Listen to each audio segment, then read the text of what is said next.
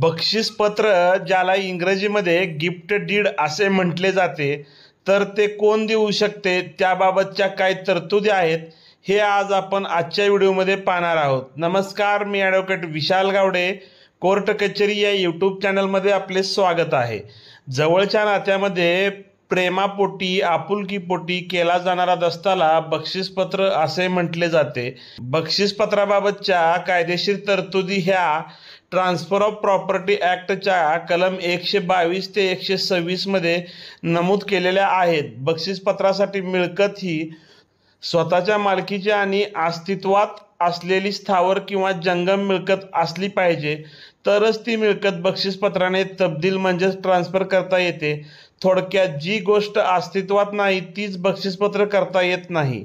Video आवडल्यास व्हिडिओला share करा. कोर्ट कचेरी या ऑफिशियल इंस्टाग्राम व फेसबुक पेजला फॉलो करा. धन्यवाद.